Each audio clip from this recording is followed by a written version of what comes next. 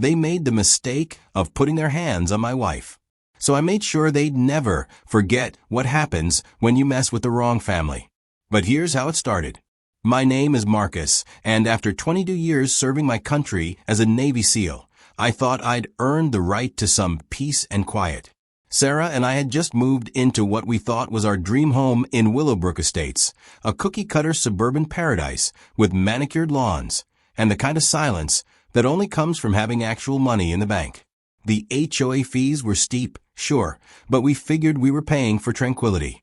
What we got instead was a front row seat to the most petty, power-hungry circus I'd ever witnessed. And trust me, I've seen some real circuses in my day. Before I get into how this mess started, make sure to like and subscribe so you never miss stories like this one. And drop a comment letting me know where you're watching from. I love hearing from folks all over the world who've dealt with their own HOA nightmares. The Willowbrook Estates Homeowners Association was run by a woman named Patricia Kellerman, who I quickly dubbed the General because she treated every minor neighborhood dispute like it was a full-scale military operation. Patricia was one of those people who'd never held real power in her life, so she wielded her HOA authority like a medieval queen with a fresh crown. She had this way of speaking that made you feel like you were being lectured by a particularly nasty high school principal. All clipped consonants and barely concealed contempt. Her sidekick was a guy named Dale Morrison, Deputy Dale in my mental notes, who seemed to exist solely to nod along with whatever Patricia said while taking notes on his little clipboard, like he was documenting war crimes. The trouble started about 3 weeks after we moved in. Sarah had planted some beautiful sunflowers along our front walkway, the kind that made you smile just looking at them. She'd always had a green thumb, and after years of military housing where personalizing your space was basically impossible, she was thrilled to finally have a garden to call her own. Those sunflowers were her pride and joy, standing tall and bright yellow against our white picket fence. She'd water them every morning with this little copper watering can she'd inherited from her grandmother, humming old songs while she worked. It was the first time I'd seen her truly happy since my retirement, and watching her tend to those flowers felt like watching her come back to life. But the General had other plans. Apparently, our sunflowers violated HOA Regulation 47C, which stated that decorative plantings must not exceed 42 inches in height at maturity. Our sunflowers, being actual sunflowers and not some genetically modified miniature versions, had the audacity to grow past this arbitrary limit. The first violation notice arrived on a Tuesday, hand-delivered by Deputy Dale, who seemed genuinely apologetic about the whole thing. "I'm really sorry, folks," he said, shuffling his feet on our doorstep. "Patricia says the sunflowers have got to go. They're too tall, and they're blocking the aesthetic uniformity of the neighborhood." I remember standing there in my doorway, looking at this grown man with his clipboard and his apologetic shrug, thinking about all the times I'd had to follow orders that didn't make sense, all the bureaucratic nonsense that comes with military life. The difference was, in the military, stupid orders usually had some greater purpose, even if you couldn't see it at the time. This was just stupid for the sake of being stupid. Sarah came up behind me, her gardening gloves still on, dirt smudged on her cheek, and I could see the light in her eyes dimming as she processed what Dale was saying. "How tall are they supposed to be?" she asked, her voice small in a way that made something twist in my chest. 42 inches, Dale replied, consulting his clipboard. "These look to be about, 56 inches. Maybe 58. "They're flowers," Sarah said, and I could hear the tears she was fighting back. "They're just flowers." That's when I knew we were dealing with something bigger than a simple HOA dispute. This wasn't about sunflowers or property values or neighborhood aesthetics. This was about power, pure and simple. Patricia Kellerman had decided that our family needed to be brought to heel, and she was going to use whatever weapons she had at her disposal. The sunflowers were just the opening salvo. Over the next few days, I watched my wife, this strong, resilient woman who'd weathered 22 years of military life, who'd moved more times than most people change jobs, who'd spent months at a time not knowing if her husband was coming home, get worn down by a woman with a clipboard and too much time on her hands. Sarah would stand at our kitchen window, looking out at her sunflowers, and I could see her weighing her options. Part of her wanted to fight, to tell Patricia Kellerman exactly where she could stick her 42-inch rule. But another part of her, the part that had learned to pick her battles during our nomadic military years, just wanted peace. "Maybe we should just cut them down," she said one morning over coffee, her voice flat in a way that made my blood pressure spike. "It's not worth the trouble." That's when I realized the general had made her first tactical error. She'd mistaken my wife's kindness for weakness, her desire for harmony for submission. What Patricia didn't understand was that Sarah wasn't backing down because she was afraid. She was backing down because she was trying to protect me. She knew that if this escalated, if it turned into the kind of prolonged conflict that I was uniquely qualified to handle, things might get ugly in ways that would make us both regret ever moving to Willowbrook Estates. But I wasn't about to let some suburban dictator crush my wife's spirit over a handful of flowers. Not after everything we'd been through. Not after all the sacrifices she'd made for my career, for my service, for our life together. Those sunflowers represented something bigger than just garden decoration. They represented Sarah's right to be happy, to make our house a home, to finally have something that was entirely hers. And I'd be damned if I was going to let Patricia Kellerman take that away from her. The second violation notice arrived 3 days later, this time with a fine attached. $50 for continued noncompliance with community standards. The letter was typed on official HOA letterhead, signed by Patricia in her distinctive purple ink, and it had the tone of a legal document. Failure to remedy this violation within 7 days will result in additional fines and potential legal action. It read, "The board reserves the right to pursue all available remedies to ensure compliance with community standards." Legal action over sunflowers. I'd seen enemy combatants treated with more respect than Patricia Kellerman was showing my wife. That's when I decided it was time to do a little reconnaissance. In the SEALs, we have a saying, know your enemy. So I started paying attention to Patricia Kellerman in ways that she probably didn't expect. I'd go for my morning runs through the neighborhood, taking note of which houses had minor violations that were being ignored, which residents seemed to be in the general's good graces, and which ones were currently in her crosshairs. What I discovered was a pattern of selective enforcement that would have made a corrupt police chief proud. The Hendersons 3 houses down had a garden gnome that clearly violated the no decorative lawn ornaments clause. But their violation notices seemed to mysteriously disappear. Turns out Mr. Henderson played golf with Patricia's husband every Thursday. The Chens had installed a decorative fence that was definitely not in compliance with the approved materials list, but Mrs. Chun volunteered for the HOA social committee, so apparently that bought her some immunity. Meanwhile, the Johnsons, a young black couple who'd moved in around the same time as us, had been hit with 17 different violations in the past month, ranging from their mailbox being the wrong shade of black to their dog being excessively vocal during daytime hours. It was a textbook case of institutional harassment, the kind of thing that made my jaw clench every time I thought about it. Patricia Kellerman wasn't just enforcing rules. She was using those rules as weapons against people she didn't like, while protecting her friends and allies. It was corruption disguised as civic responsibility, and it was happening right here in suburban paradise. The third violation notice came with a $100 fine and a threat to place a lien on our property. Sarah cried when she read it, sitting at our kitchen table with the letter in her hands, and I felt something cold and familiar settle in my chest. It was the same feeling I'd get before a mission, that crystalline clarity that comes when you know exactly what needs to be done and exactly how dangerous it's going to be.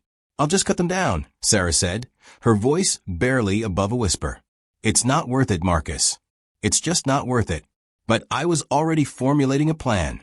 Step 1. Gather intelligence. Step 2. Identify weaknesses. Step 3. Strike with precision. Patricia Kellerman wanted to play games with my family? Fine. But she was about to learn that some games have consequences she couldn't even imagine. I started with the HOA's bylaws, all 47 pages of them. Most people never read past the first few sections, but I went through every subsection, every amendment, every little clause that the general liked to weaponize against her neighbors. What I found was fascinating. The bylaws were riddled with inconsistencies and contradictions, the kind of legal loopholes that a skilled operator could drive a truck through. For instance, Regulation 47C about plant heights had an exception for native species that contribute to local ecosystem health. Guess what sunflowers are classified as in our state? Native species that contribute to local ecosystem health. But more importantly, I found something else buried in Section 12. The recall procedure. Any board member could be removed from office if 20% of the homeowners signed a petition and a majority voted in favor of removal. The general had been so busy intimidating individual families that she'd forgotten the most basic rule of warfare. Don't make more enemies than you can handle. The fourth violation notice arrived with a $200 fine and a date for a mandatory compliance hearing. This was where Patricia planned to make an example of us, to show the entire neighborhood what happened when someone dared to challenge her authority. She'd scheduled it for the community center on a Thursday evening, probably figuring that most people would be too busy with their own lives to attend. She was wrong. I spent the next week talking to neighbors, not about sunflowers or HOA politics, but about their own experiences with Patricia's reign of terror. The Johnsons were eager to share their stories, as were the Martinezes, who'd been fined for having their trash cans visible from the street for 30 minutes past the designated pickup time. The Olsons had been threatened with legal action because their teenage son's car was allegedly too loud when he left for his after-school job. The Patels had been cited for having a religious symbol visible in their front window, in violation of the secular community standard clause that Patricia had apparently invented herself. By the time Thursday rolled around, I had a pretty good idea of who would be attending that compliance hearing. And it wasn't just Sarah and me. The community center was packed. Patricia clearly hadn't expected an audience, and I could see her confidence waver as more and more neighbors filed in. Deputy Dale was there with his clipboard, looking nervous. The other board members, a couple of Patricia's cronies who usually rubber-stamped her decisions, were huddled in the corner, whispering among themselves. Patricia called the meeting to order with all the pomp and circumstance of a Supreme Court justice. She read from her notes about the flagrant violation of community standards and the dangerous precedent that would be set if we were allowed to ignore the rules that keep our neighborhood beautiful and property values high. She talked about the slippery slope of letting people plant whatever they wanted, wherever they wanted, and how it would lead to chaos and decline. Then she called Sarah up to the front of the room to explain herself. I watched my wife walk to the front of that room, her shoulders straight, her head held high, and I felt a surge of pride that had nothing to do with military service or patriotic duty. This was personal pride, husband pride, the kind of love that makes you want to burn the world down to protect one person. Sarah stood in front of that room full of neighbors and spoke quietly about her sunflowers, about how they were the first things she'd planted in a garden that was truly hers, about how they reminded her of her grandmother's farm in Iowa, about how they made her smile every morning when she watered them. She talked about the native species exception in the bylaws, about how she'd researched it after the first violation notice, about how she tried to call Patricia to discuss it, but had been told that the rules are the rules, no exceptions. Then she sat down, and Patricia stood up to render her verdict. $100 fine plus court costs, plus a lien on our property if the sunflowers weren't removed within 48 hours. That's when I stood up. I have a question, I said, my voice carrying easily through the room. What's the recall procedure for board members who don't follow their own bylaws? The room went dead silent. Patricia's face went through about 6 different colors before settling on a shade of red that probably wasn't healthy. Excuse me, she said. Section 12 of the bylaws, I replied, pulling out my own copy.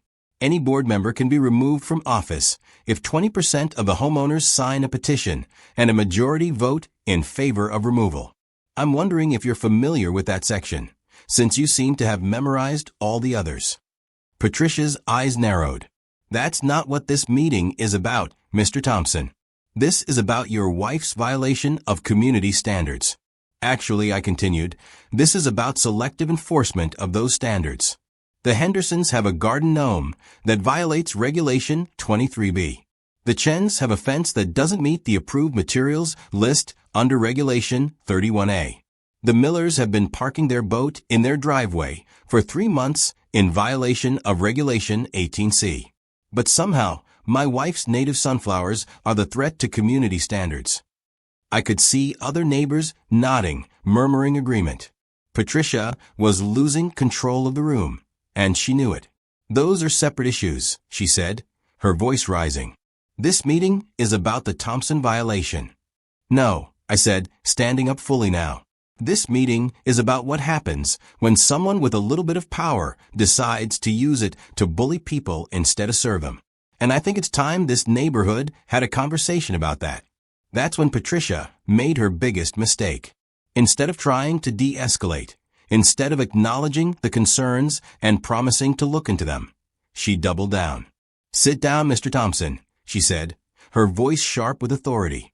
"You're out of order." "Actually," I replied, "I think you're out of order. And I think it's time for you to step down." The next few weeks were a masterclass in psychological warfare, suburban style. Patricia Kellerman had ruled Willowbrook Estates through fear and intimidation for so long that she'd forgotten how to handle actual resistance. Her first response was to escalate, which was exactly what I'd been counting on. The harassment started small. Our trash cans were inspected every week and found to be in violation of some obscure regulation. Our mailbox was suddenly the wrong height, despite having been installed by the previous owners 3 years earlier. Sarah's car was cited for being parked improperly in our own driveway. Apparently, it was 3 inches too close to the sidewalk. Each violation came with a fine, each fine came with a threatening letter, and each letter was signed in Patricia's distinctive purple ink.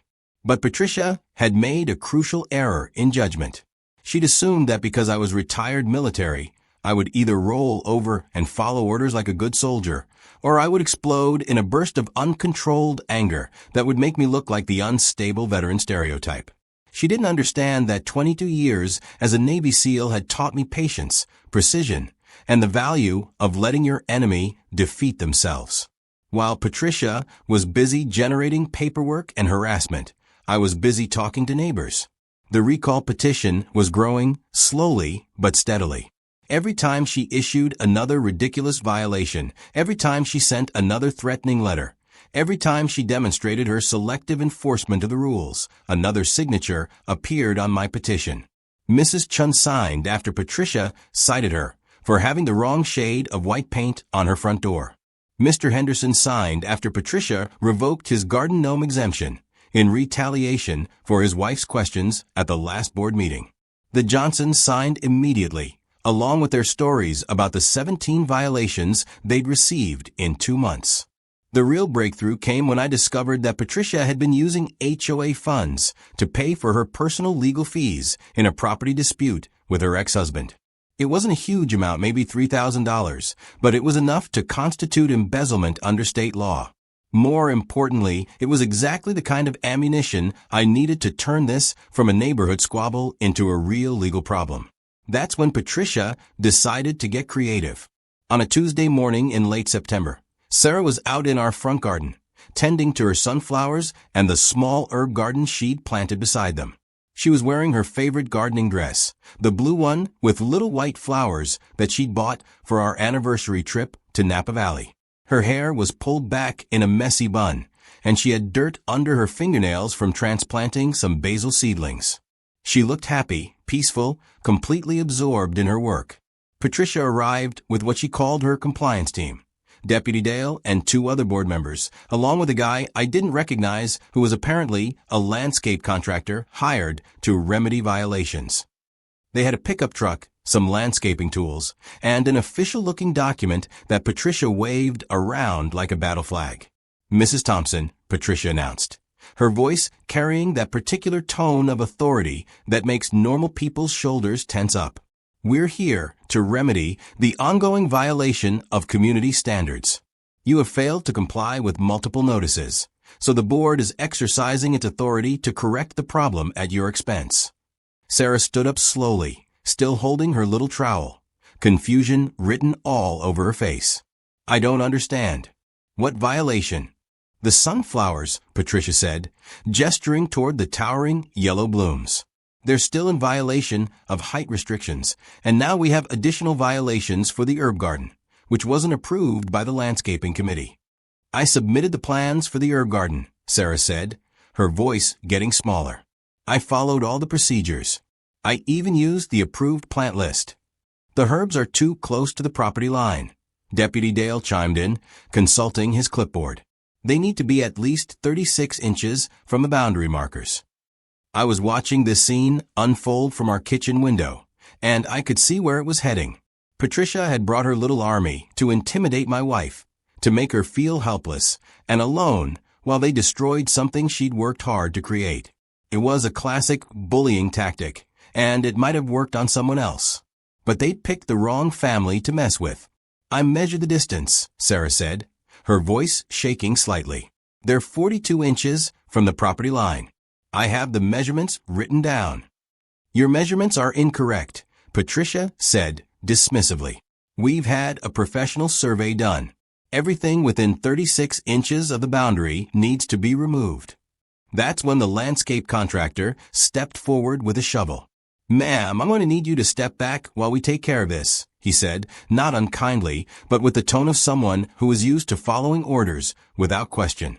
Sarah looked at this stranger with a shovel standing in her garden, then at Patricia with her clipboard and her smug expression, then at Deputy Dale and the other board members who were avoiding eye contact. I could see her trying to process what was happening, trying to understand how a dispute over sunflowers had escalated to strangers threatening to destroy her garden. Please don't, she said quietly. Please, I'll fix whatever's wrong. Just don't destroy my garden. Patricia's response was a masterpiece of calculated cruelty. You've had multiple opportunities to comply, Mrs. Thompson. The time for negotiation has passed. This is what happens when people think they're above the rules. That's when Sarah did something that made my blood run cold. She stepped in front of the contractor, placing herself between him and her sunflowers. No, she said, her voice stronger now. This is my garden. You can't just destroy it. The contractor looked uncomfortable, glancing between Sarah and Patricia. Ma'am, I really need you to step back. I don't want anyone to get hurt. Then don't hurt my flowers, Sarah replied. Patricia's face went red.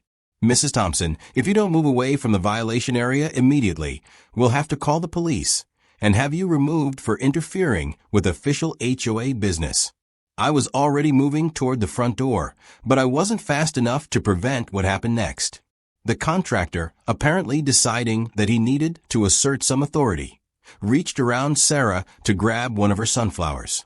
Sarah, acting on instinct, grabbed his wrist to stop him. The contractor, surprised by the resistance, yanked his arm back harder than he needed to, and Sarah, off balance and unprepared for the force, stumbled backward. She didn't fall, but she stumbled, and for a moment she looked scared. That's when something inside me snapped. I've been in combat situations where lives hung in the balance, where split-second decisions meant the difference between going home and going home in a box. I've had to make calculations under pressure that most people couldn't handle on their best day. But I've never felt the kind of cold, focused rage that swept over me as I watched my wife stumble backward in her own garden, surrounded by people who were supposed to be her neighbors, but were acting like occupying forces. I came out of that house like a guided missile with a lock on its target. Get your hands off my wife. My voice carried across the yard with the kind of authority that comes from years of command experience, and everyone in that little crowd turned to look at me. The contractor's hand dropped away from Sarah like he'd been burned. Deputy Dale actually took a step backward. Even Patricia, for all her bluster and bureaucratic arrogance, seemed to recognize that the situation had just changed in a fundamental way. Mr. Thompson, Patricia said, her voice trying to maintain its authoritative tone, but coming out slightly higher than usual. Your wife is interfering with official HOA business. We're trying to resolve this matter peacefully. By putting your hands on her, I said, stepping between Sarah and the contractor. By threatening to destroy her garden. By trespassing on our property with a crew of strangers. This isn't trespassing, Patricia replied, but she was backing away as I approached. The HOA bylaws clearly state that the board has the authority to remedy violations at the homeowner's expense. Show me the court order, I said. Patricia blinked. What? The court order. The legal document that gives you the authority to come onto my property and destroy my wife's garden. Show it to me. There was a moment of silence that stretched just long enough for everyone present to realize that Patricia didn't have a court order. She had a board resolution, she had her interpretation of the bylaws, and she had her own sense of authority. But she didn't have any legal standing to be on our property with a crew of people ready to destroy our landscaping. The bylaws, Patricia started, are not law, I interrupted. They're a contract between homeowners and the HOA. A contract that requires due process, notification, and legal procedures, none of which you followed. The contractor was already backing toward his truck. He'd apparently figured out that he was in the middle of a civil dispute that could get him into legal trouble, and he wanted no part of it. Deputy Dale was studying his clipboard like it contained the secrets of the universe. The other board members were having a whispered conversation that looked like it might end with them walking away entirely. Patricia, however, was not ready to back down. Mr. Thompson, if you interfere with official HOA business, we'll have to call the police. Good, I said. Call them.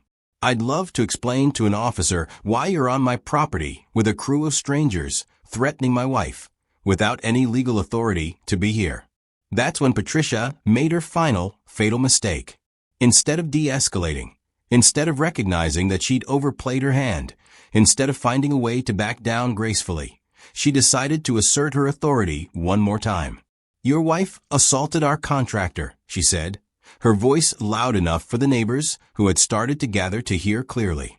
She physically interfered with official business. That's assault, Mr. Thompson. We have witnesses. I felt Sarah's hand on my arm, felt her tension and fear and confusion. I looked at this woman who'd spent years sacrificing for my career, who'd moved whenever the Navy needed us to move, who'd handled deployments and uncertainty and the stress of military life with grace and strength. I thought about her standing in our kitchen, crying over violation notices for sunflowers. I thought about her stumbling backward in her own garden, surrounded by people who were supposed to be her neighbors. And I made a decision that would change everything. Patricia, I said, my voice calm and controlled in a way that seemed to make her nervous. I need you to understand something. My wife didn't assault anyone. Your contractor grabbed her wrist, and she reacted defensively. That's not assault, that's self-defense.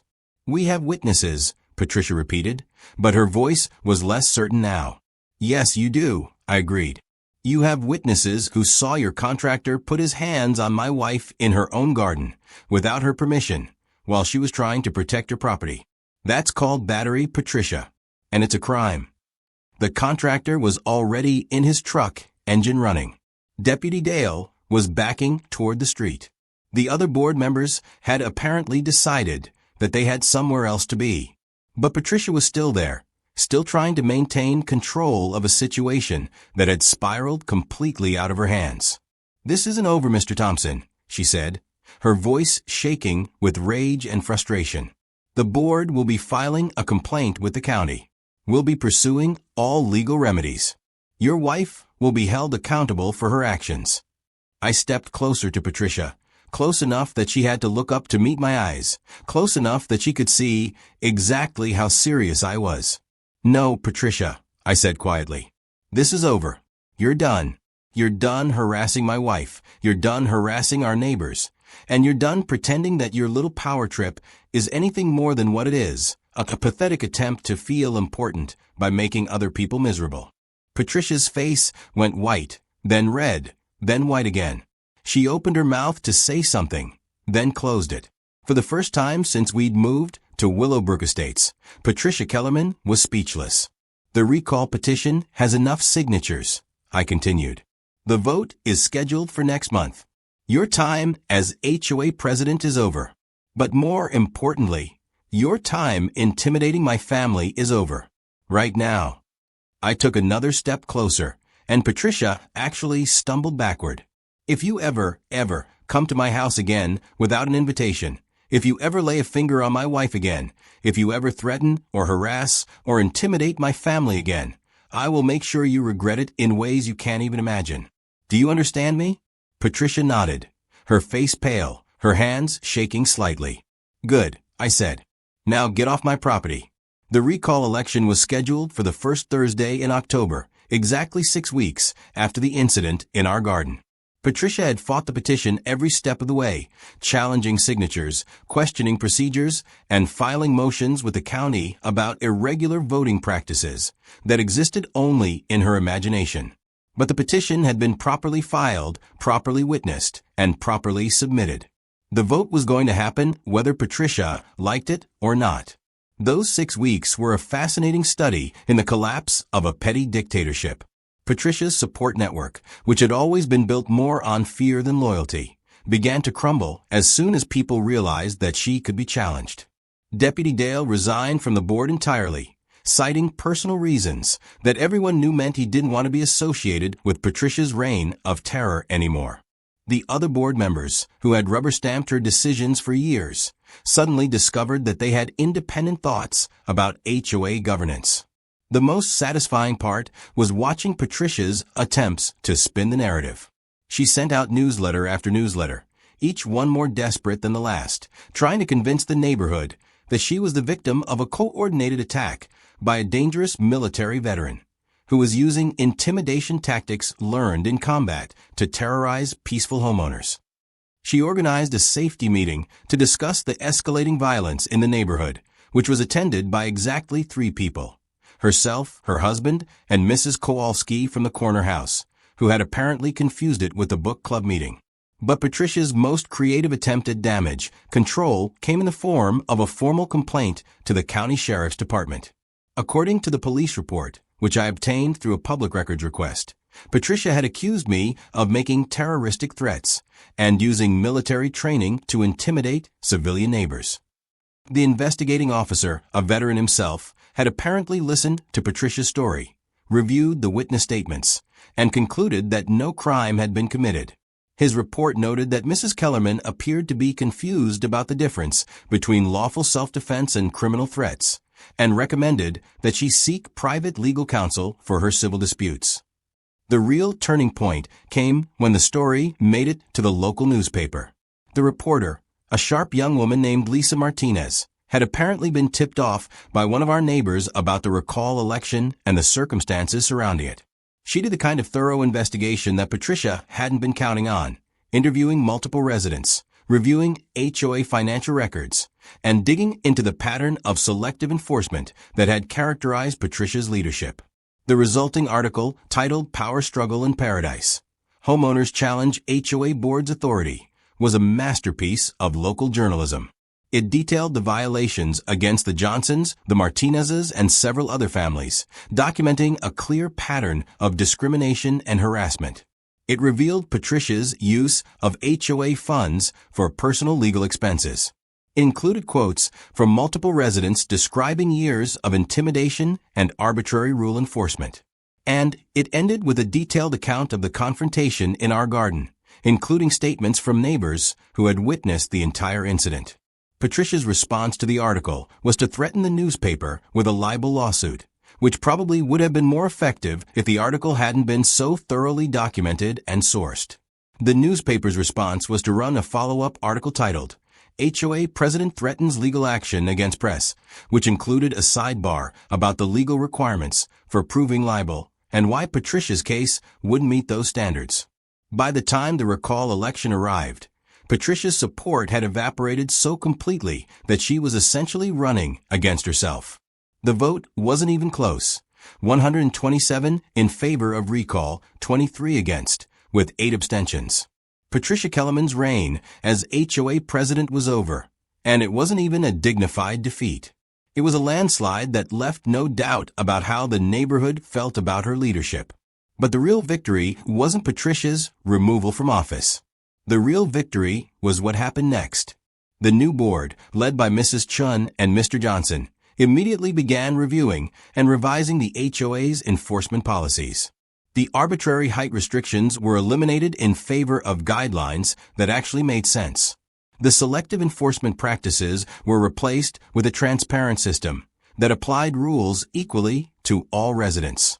The harassment campaigns against individual families were ended, and several of the more punitive fines were refunded. Most importantly, the new board established a formal appeals process for HOA violations, with an independent mediator and clear standards for evidence and procedure. No longer could a single board member, no matter how power-hungry, terrorize families over minor infractions or personal vendettas. Sarah's sunflowers, which had started this whole mess, were officially designated as native species contributing to local ecosystem health and exempted from height restrictions.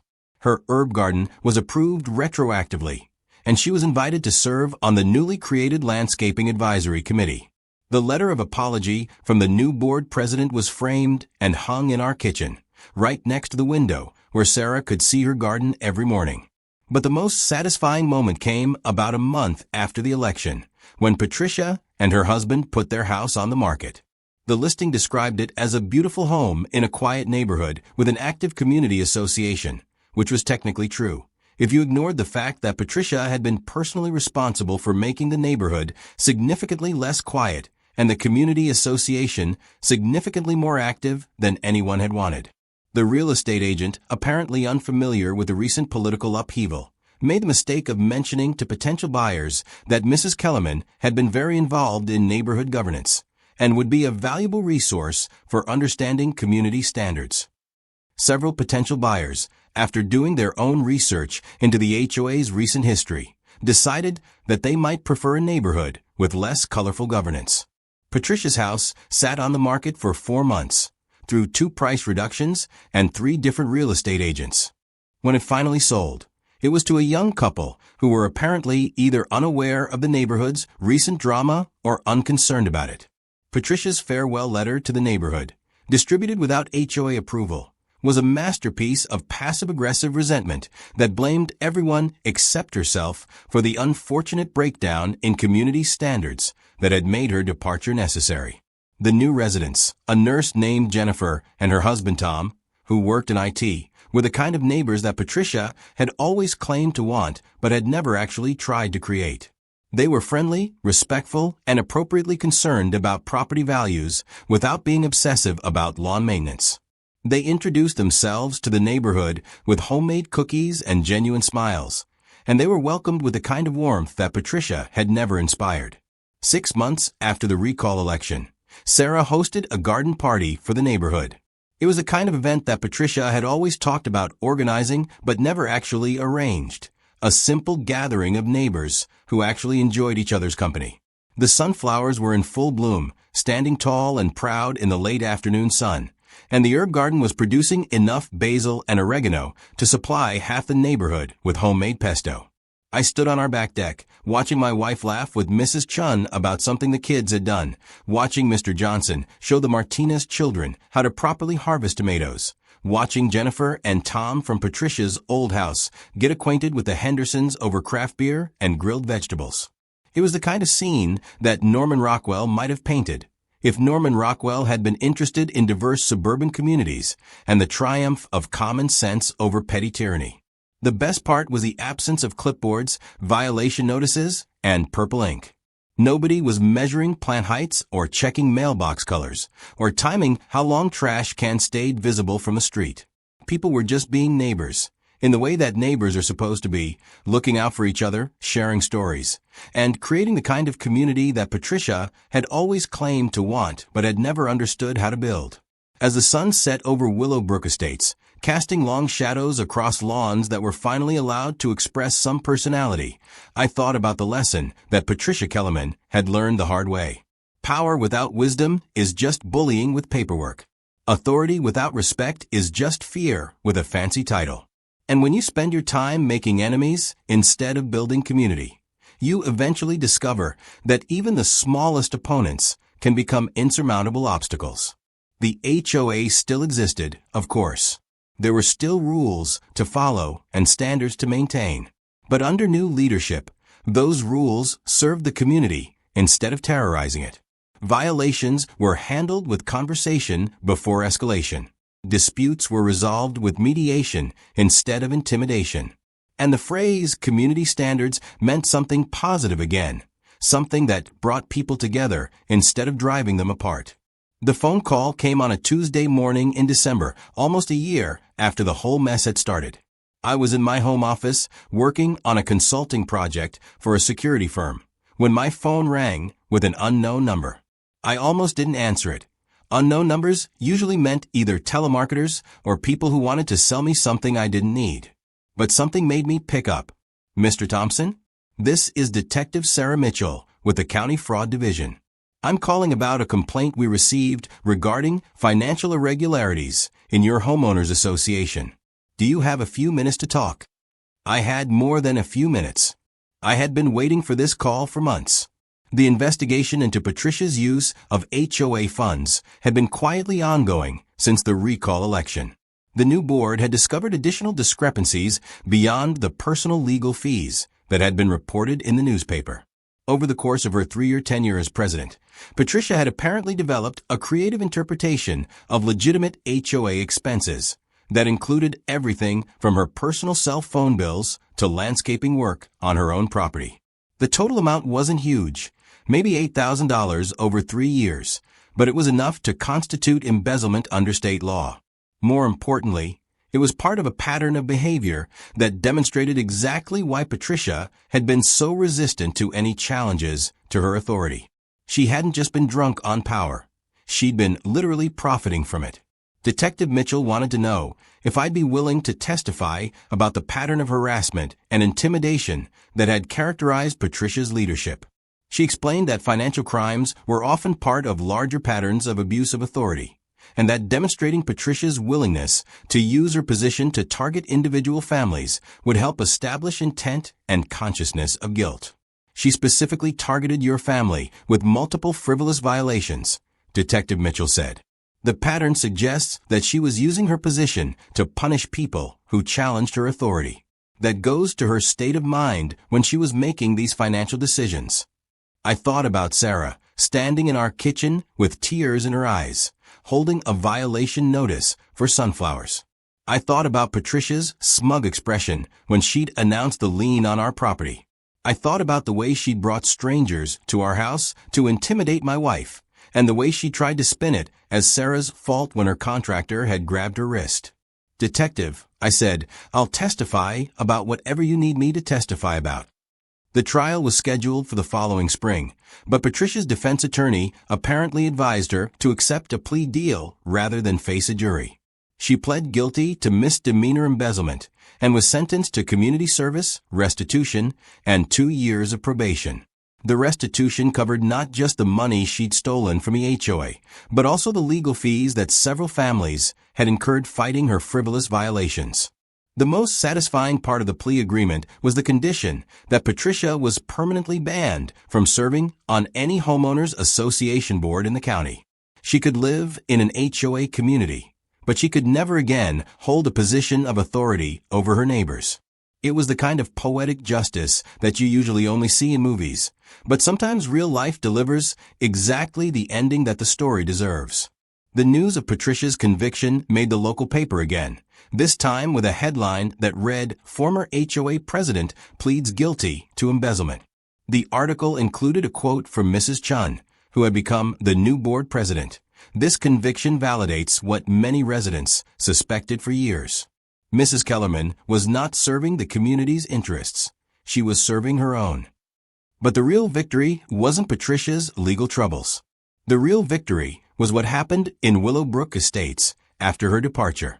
The neighborhood had transformed into something that actually resembled the community paradise that the HOA marketing materials had always promised. Property values had increased not because of strict enforcement of arbitrary rules, but because people actually wanted to live in a place where neighbors treated each other with respect. The turnover rate had dropped dramatically, as families no longer felt the need to escape Patricia's reign of terror. New residents were welcomed with genuine warmth instead of suspicious scrutiny. Sarah's garden had become something of a neighborhood landmark. People would walk by in the evenings just to see the sunflowers, and Sarah had started hosting informal gardening workshops for anyone who wanted to learn. The herb garden had expanded into a small community plot where neighbors could share vegetables and herbs, and the landscaping committee had approved several similar projects throughout the neighborhood. Most importantly, the culture had changed. The new board operated with transparency and accountability that would have been unthinkable under Patricia's leadership. Board meetings were actually attended by residents, not because they were afraid of being targeted, but because they were genuinely interested in community governance. Violations were handled with education and cooperation rather than threats and intimidation. The neighborhood had become the kind of place where people actually wanted to raise their families and build their lives. The final chapter of the Patricia Kellerman saga came in the form of a letter that arrived at our house about 6 months after her conviction. It was addressed to both Sarah and me, postmarked from a city about 3 hours away where Patricia and her husband had relocated. The letter was 2 pages long, handwritten in Patricia's distinctive script, though thankfully not in purple ink. It was, in its own way, a masterpiece of non-apology apology, the kind of letter that acknowledges wrongdoing while simultaneously justifying it and shifting blame to everyone else. I want you to know that I never intended for things to escalate the way they did, Patricia wrote. I was only trying to maintain community standards and protect property values, the way any responsible board member would. I realize now that my methods may have been too aggressive, and I'm sorry if you felt targeted or harassed. I hope you can understand that I was under tremendous pressure from other residents to enforce the rules consistently, and I was only trying to do what I thought was best for the neighborhood. It was classic Patricia, acknowledging fault while denying responsibility, expressing regret while justifying her actions, apologizing while making it clear that she still believed she was the victim of the situation. But there was something else in the letter too, something that might have been actual remorse, buried under layers of defensive rationalization. I want you to know that I never wanted to hurt anyone, she wrote near the end. I hope your sunflowers are doing well. Sarah read the letter twice, then folded it carefully and put it in the kitchen drawer where we kept warranties and instruction manuals, things that might be useful someday but weren't worth thinking about on a daily basis. Do you think she learned anything? Sarah asked me that evening, as we sat on our back deck watching the sunset paint the sky in shades of orange and pink. I thought about that question for a long time. Patricia Kellerman had lost her position, her reputation, and her home. She'd been convicted of a crime and forced to pay restitution. She'd been banned from ever holding HOA authority again. But had she learned anything? I think she learned that actions have consequences, I said finally. Whether she learned anything else, that's not really our problem anymore. Sarah smiled, the kind of smile that reaches your eyes and makes you look younger than you are. I'm glad it's over, she said.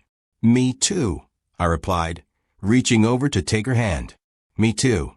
As I write this, it's been almost 2 years since Patricia Kellerman's reign of terror ended. The sunflowers are blooming again, taller and more beautiful than ever. The herb garden has become a butterfly garden, attracting monarchs and swallowtails that dance among the basil and oregano. The neighborhood kids have started selling lemonade on hot afternoons, and nobody checks to see if their stand complies with commercial activity regulations. Willowbrook Estates has become what it always could have been, a real community where neighbors look out for each other, where rules serve people instead of people serving rules, where the phrase community standards means something positive instead of something threatening. And every morning, when Sarah waters her garden with her grandmother's copper watering can, humming old songs while she works, I'm reminded of the most important lesson from this whole experience. Sometimes the best way to deal with a bully is to let them defeat themselves. Patricia Kellerman's downfall wasn't caused by anything I did to her. It was caused by her own choices, her own actions, and her own inability to understand that real authority comes from service, not from fear. The recall petition was just the beginning. The real victory was building something better in the space that Patricia's departure had created. And that victory belongs to everyone who refused to let one person's hunger for power destroy their community. Before I wrap this up, make sure to hit that subscribe button and let me know in the comments where you're watching from. I love hearing from people who've dealt with their own Patricia Kellermans, and I'm always interested in stories about communities that have found ways to hold their leaders accountable. Because here's the thing about bullies, whether they're on a playground or in a boardroom or running a homeowners association, they only have as much power as we give them. And when we stop giving them that power, when we stand up and say enough, when we work together to build something better, they discover that their authority was always just an illusion. Patricia Kellerman thought she was running a kingdom. It turned out she was just a woman with a clipboard who had forgotten that her neighbors were people, not subjects. And when those neighbors finally got tired of being treated like subjects, they reminded her that in America, we don't have kings. We have communities. And real communities don't need tyrants to function. They just need people who remember that being a good neighbor is more important than being a powerful one. The sunflowers are still growing, by the way. They're still technically in violation of Patricia's old 42-inch rule. But nobody's measuring them anymore. They're just flowers, doing what flowers do, growing toward the light, adding beauty to the world, and reminding us that some things are more important than rules. Just like some things are more important than power. And some victories are more important than revenge. Like the victory of watching your wife smile in her garden, surrounded by neighbors who've become friends, in a community that's finally learned the difference between leadership and tyranny. That's the kind of victory that's worth fighting for. And that's the kind of victory that lasts.